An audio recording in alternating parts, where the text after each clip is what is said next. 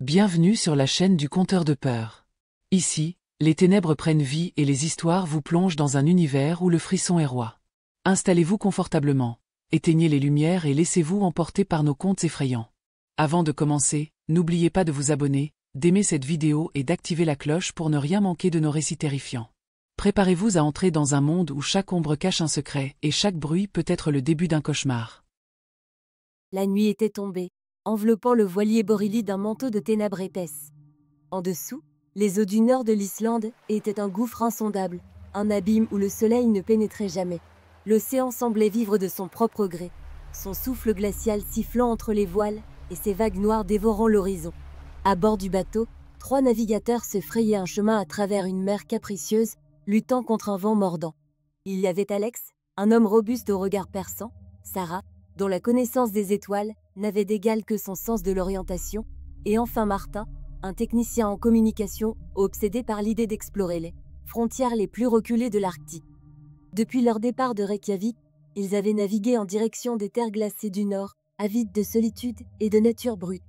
Mais désormais, la solitude n'était plus une bénédiction, mais une menace pesante. La radio à bord crachotait des messages incompréhensibles, des murmures indéchiffrables qui semblaient provenir de nulle part et de partout à la fois. Il y a quelque chose qui cloche. Les instruments sont complètement déréglés. Dit Alex en fixant l'horizon.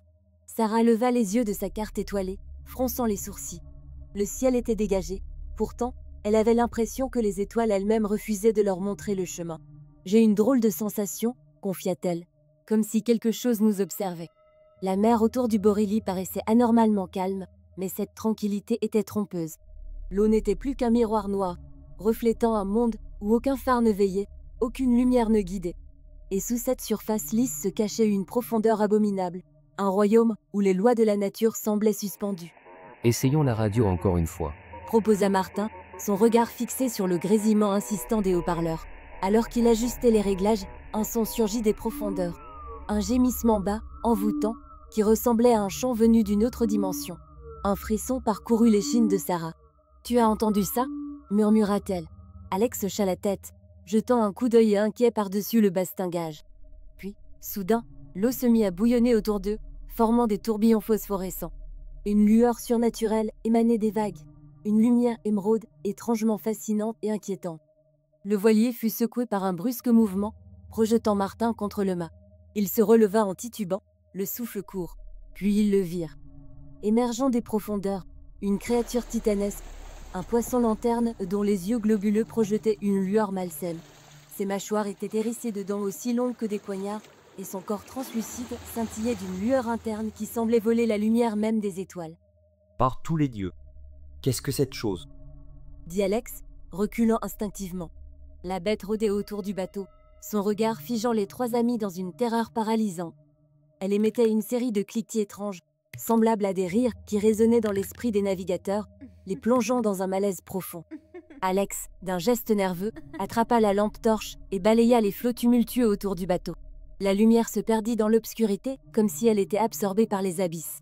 « Je n'aime pas ça », murmura Sarah, resserrant sa prise sur la boussole. Elle s'était arrêtée de tourner. Une certitude écrasante s'installa dans son esprit. Quelque chose de colossal les épiait depuis les profondeurs. Martin, blême, jeta un coup d'œil à l'ordinateur de bord. Les capteurs indiquaient une masse énorme juste sous le bateau, se mouvant lentement. Trop lentement. On dirait qu'il y a quelque chose de vivant sous nous. Quelque chose d'énorme. Une tension palpable s'installa sur le pont. Les 3 amis s'échangeaient des regards inquiets. L'eau, d'un noir d'encre, semblait s'étendre à l'infini sous leurs pieds. Soudain, une lumière, d'abord faible, illumina la surface des vagues. « Regardez ça !» s'écria Sarah, pointant vers l'océan. La lumière s'intensifia, une lueur verte vibrante qui pulsait sous les vagues. Elle semblait former une silhouette gigantesque qui se mouvait avec une grâce effrayante sous la surface. Le Borili tangua, des ondulations se formant autour du navire. C'était comme si l'océan lui-même respirait, chaque souffle venant des profondeurs insondables. Ça ne peut pas être une baleine. C'est trop lumineux, dit Alex, l'incrédulité teintant sa voix. Martin, les yeux rivés sur la silhouette, sentit son cœur se serrer. Il avait lu des histoires sur des créatures inconnues, des êtres qui habitaient les fosses les plus profondes de l'océan. Il avait toujours considéré ces contes comme des mythes. jusqu'à maintenant. La lumière sous-marine se déplaçait, contournant le bateau, une danse silencieuse mais menaçante. Le cliquetis s'intensifia, un son qui semblait entrer directement dans leurs esprits, évoquant des images de ténèbres et de chaos. Sarah, sentant le danger imminent, tenta de rediriger le voilier. Mais le vent était mort, les voiles pendantes et inutiles. Ils étaient piégés, à la merci d'un être dont l'existence même semblait défier la réalité. Sans avertissement, la créature jaillit de l'eau. Sa peau était translucide, scintillant d'une lumière intérieure qui éclairait l'obscurité environnante. Ses yeux globuleux fixaient le bateau, une intelligence froide et dévorante qui s'insinuait dans l'esprit des trois amis. Alex, sur le pont, se retrouva face à face avec la créature. Ses mâchoires s'ouvrirent dans un rictus grotesque, révélant des rangées de dents effilées. Il recula, trébuchant sur les cordages, tandis que la créature, immense et menaçante, avançait lentement vers le navire. Martin, Sarah, trouvez quelque chose, n'importe quoi. Sarah s'empara d'une torche à fusée, l'allumant dans un geste désespéré. La lueur vive illumina la nuit, projetant des ombres fantomatiques sur la mer. La créature hésita, son corps ondulant sous l'eau. La lumière semblait la repousser, la forçant à battre en retraite. Mais l'instant de répit fut de courte durée. D'un mouvement soudain, elle plongea sous le bateau, provoquant une onde de choc qui fit basculer le Borili sur le côté. Martin, agrippé à la barre, luttait pour stabiliser le voilier. Les vagues déchaînées s'écrasaient contre la coque et le bois craquait sous la pression. On doit sortir d'ici. La créature refit surface, son corps s'élevant au-dessus des flots. Elle émettait une lumière pulsante, une pulsation hypnotique qui semblait ralentir le temps lui-même. Les trois amis furent pris au piège dans cette étrange lueur, leurs pensées s'embrouillant sous l'effet de l'étrange rythme. Sarah secoua la tête, luttant pour garder sa lucidité. Elle saisit une autre fusée et la projeta vers la créature. Cette fois, elle atteignit son but. La lumière éclata contre la peau scintillante de la bête, provoquant un hurlement assourdissant. Ça marche, continue. Martin, ayant retrouvé ses esprits, attrapa le dernier signal lumineux et le lança avec toute la force qu'il pouvait rassembler. La fusée traversa l'air, explosant dans un éclat de lumière juste au-dessus de la créature. Le monstre recula encore, son corps immense ondulant sous l'effet de la lumière intense.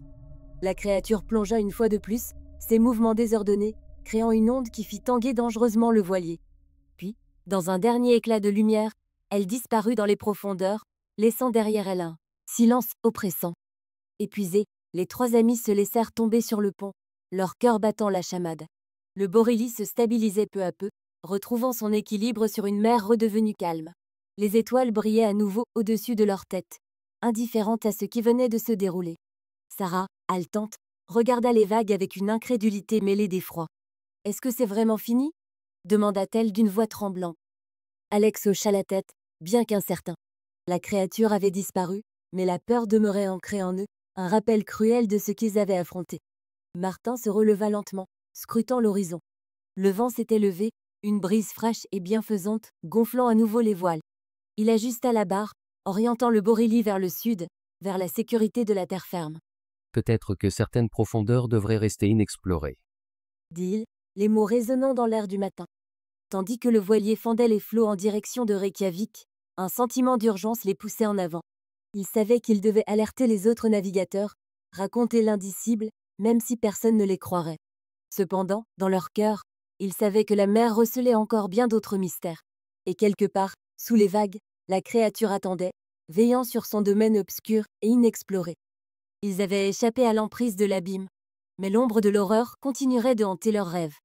Alors que le jour naissant éclairait leur retour, le Borili voguait vers le sud, emportant avec lui une histoire terrifiante gravée à jamais dans les esprits de ses trois passagers.